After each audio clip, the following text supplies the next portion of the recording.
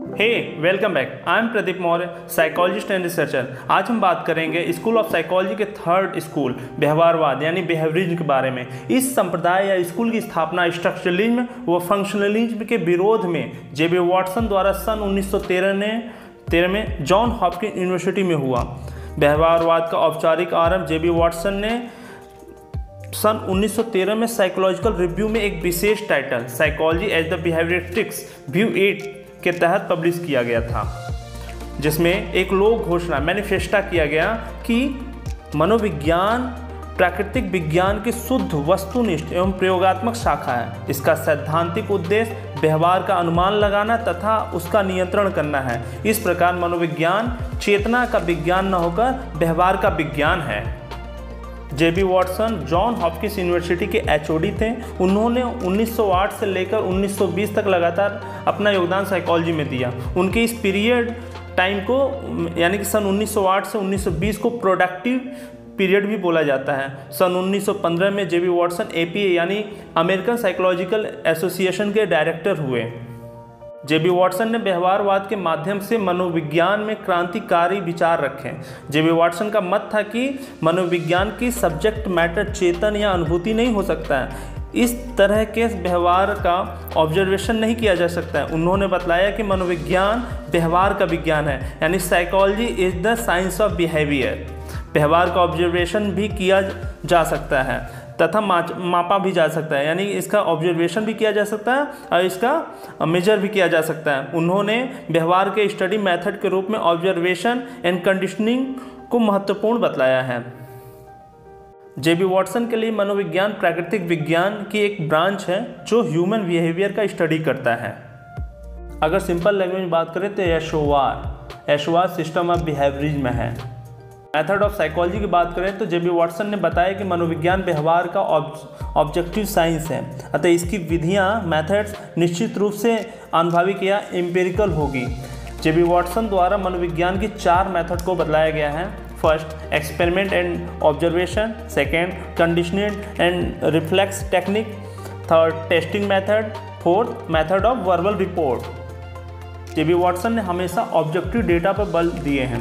उनका मानना था कि वैसे व्यवहार जो विशेष टाइम एंड प्लेस में किए जाते हैं और मस्कुलर एंड ग्लैंडुलर मूवमेंट के ऑब्जेक्टिव रिपोर्ट पर आधारित होते हैं, वे ही प्राइमरी या मेन डेटा होते हैं जिसे साइकोलॉजिस्ट द्वारा एनालिसिस किया जाता है तथा उनमें एक मीनिंगफुल जनरलाइजेशन भी होना चाहिए, तभी वो डेटा परफेक्ट होता है। उस डेटा को उन्होंने ऑब्जेक्टिव डेटा बताया। प्रिंसिपल ऑफ कनेक्शन की बात करें तो जे.बी. वाटसन ने अपने व्यवहारवाद में law of frequency and law of recency को प्रिंसिपल ऑफ कनेक्शन के रूप में मान्यता दी है। इसके साथ ही लॉ ऑफ कंडीशनिंग को महत्वपूर्ण माना है, जो पेवलोव नियम पर आधारित है। प्रिंसिपल ऑफ सिलेक्शन की बात करें तो जे.बी. वाटसन के एसओआर पर आधारित है कि स्टिमुलस को देखकर व्यक्ति रिस्पॉन्स करता है और यह रिस्पॉन्स सिलेक्शन बेस्ड होता है।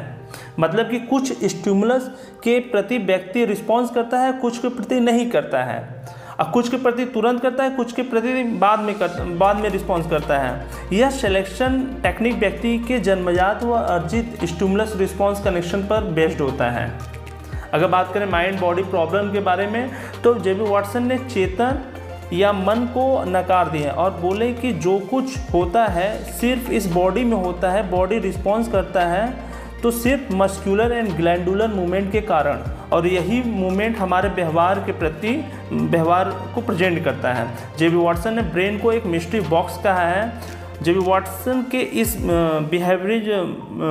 बिहेवियरिज्म को मतलब कि एक तरीके से कह सकते हैं कि जे.बी. वाटसन ने अपने बिहेवियरिज्म में माइंड को नकार दिया है और उनके इस साइकोलॉजी को माइंडलेस साइकोलॉजी भी कहा गया है। जे.बी. वाटसन के अनुसार एवरी नॉर्मल बॉडी अपने आप में कुछ विशेष योग्यता रखता है।